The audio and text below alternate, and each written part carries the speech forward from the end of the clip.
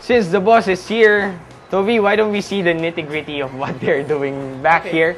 This is the mini lab that they have. This is where we print our pictures. This is actually the latest photo developing machine in the market right now. So as you can see, it's a compact, no? But it's still it's faster than the older machines, and it produces better quality pictures. Hey, that's why it's digital, right? So they're using this very advanced, and I guess it can print both digital and Digital and film, still film. The old machine over here, the smaller one, this is where your film passes through first before printing it here in the bigger machine. Digital is more or less around 70% of the market na. The remaining 30% are the film market. Paano nga ba mag-package ng services? At magkano naman kaya ang mga rates nito? In the initial stages of your business, don't try to charge exorbitant amounts. In the initial stages of your business, give the wrong impression. Don't try to charge exorbitant amounts. Otherwise, you'll actually give the wrong impression. Slowly. And you might lose yung mga customers na pang long term. Tread slowly. Call other photographers and do a little research. 5 or more calls should do it. Well, packages makes things faster and easier. Rather than ask the customer, ito gusto ko, ito gusto ko. Parang Jollibee. Just imagine if there are no packages there. Anong gusto mo, ma'am? Cheeseburger, haluan mo ng... Ang dami pang...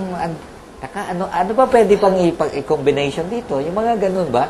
So, packages, kita mo na lang dyan. Then, package 4 ako. Simple as that. Ito nandyan na. Packages help because it simplifies. Of course, you will always encounter a customer who has a very special requirement. But then, okay lang. Latest update?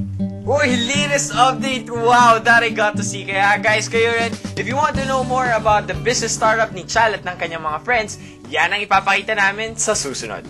Sequence!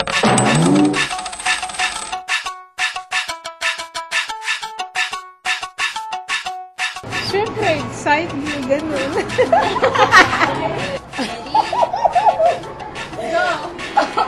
Side view. Side view. Insert lang.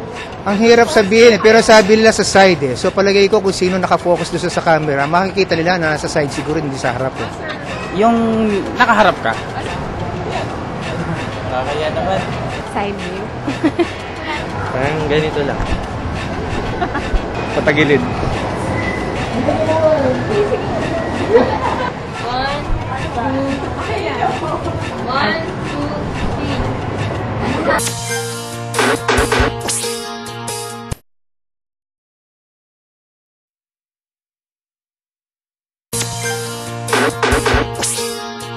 Welcome back to Go Negosyo Big Time! At syempre, welcome back din sa ating reality segment kung saan sinusundan natin step by step ang mga proseso sa business ni Chal at ng kanyang mga friends.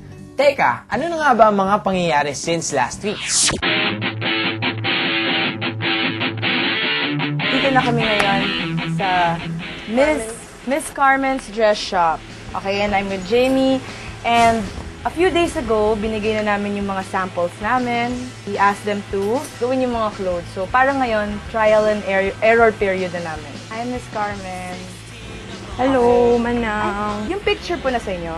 So, the last time, di ba, problema kami sa design kasi parang wala pa kaming definite design. So, finally, we came up with it. Nakahanap kami over the internet. Ito na yung napili namin, itong dalawa. So, ngayon, we're gonna see the results. Natapos niya. Okay. May garter na to sa Dapat may loob. garter. Garter ba? Parang garter siya Hindi kasi hindi makikita dito Pero sa internet sa computer kita. Sabi sa inyo, trial and error period to. So medyo, at least we get to correct something na. This is yung nagawa ni Manang Carmen. Medyo meron pang konting error. Pero okay lang kasi binasa lang namin sa isang picture. It wasn't that clear. So kung mukha siyang toga, hindi. Tunic dress to. You want to wear it? Sige, I'll try it.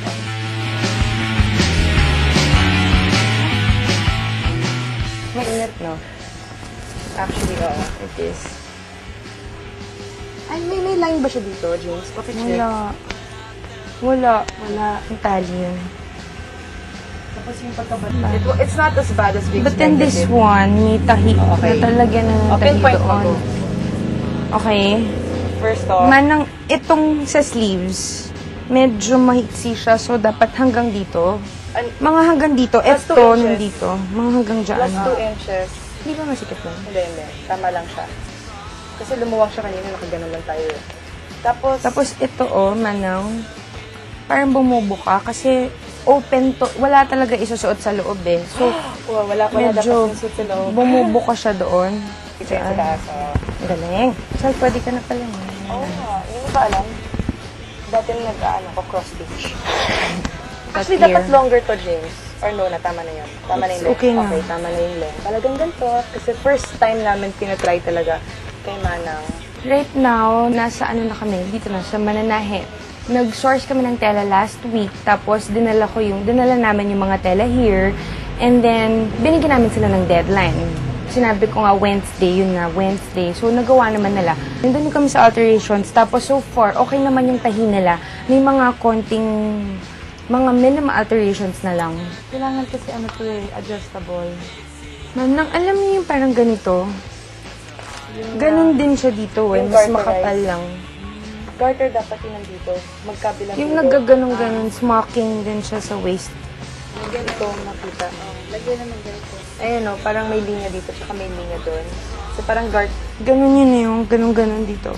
to be honest, I expected talagang maraming mistakes. Kasi first time naman namin makatrabaho. But kahit na may mga adjustments na gagawin, medyo happy naman ako kasi yung final product, minor adjustments na nga lang. And so I really feel na makukuha namin yung mga ina-expect namin kay Manang Carmen din. So it's also very important na you work with someone na hiyang ka also with.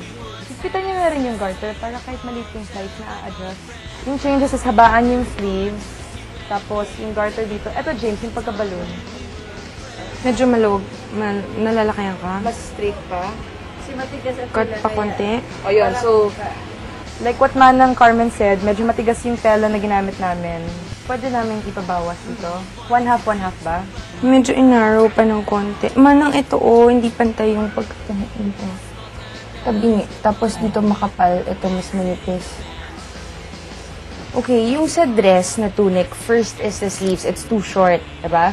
Second, yung sa may waist, yung band, yung parang ginawa kasi nila straight lang eh. Dapat may garter yon. Yung sa front, merong tahe. Ang gagawin na lang nila, ibabaliktad. Tapos dito, yung baksak niya, masyadong wide, so inanarrow lang ng konti. Manang matatanggal pa to? Oo. Lagyan natin sa likod. Oo, sa likod, correct. James, sa likod. Para hindi naman blanco yung likod. Ano pang mataba. Excuse me.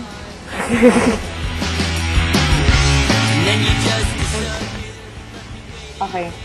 Ito, hindi talaga to talaga. Once again, hindi naman tama yung tela. Nag-source lang kami ng tela. We tried it out. Pero from the looks of it, hindi to yung tamang tela. Kailangan mas malambot. And medyo mainit kasi yung tela na to. So, Kailangan i-consider yung factor na yun. How will the person wear it? Will it be itchy? This is the basic tunic. Hindi ko printed. susutin. Pero as you can see, may lining siya. I learned that mahirap maghanap ng tela. Kasi, di ba, we got our pictures from the internet lang. Parang when we were looking at it, ang dali-daling, parang, alam mo na agad ko anong tela, but when you're there now, when you're really buying the tela, it's not that easy. Parang mahirap talaga to get the right one. Yung extra lining na yan dito, ibang tela talaga yan. Printed talaga yan. Pero hindi mo na kami bumili ng printed na tela para lang masubukan. Para magiging ganyan yung... So, plain, tapos yung piping niya, printed. And then, nag-add kami ng konting ingenuity. Magiging ano siya, back-to-back. So, you can wear Reversible. it... Reversible yon. You can back-to-back. Reversible siya. So, you can wear it the other way around na plain or pag sa kabilang side naman, ang mangyayari is may print siya. Sisikipan ng konti dito. Parang nagmukhang uniform lang. Oh, nagmukhang uniform. Mga, Pare. I think it's the color also. And I think it's a tela talaga.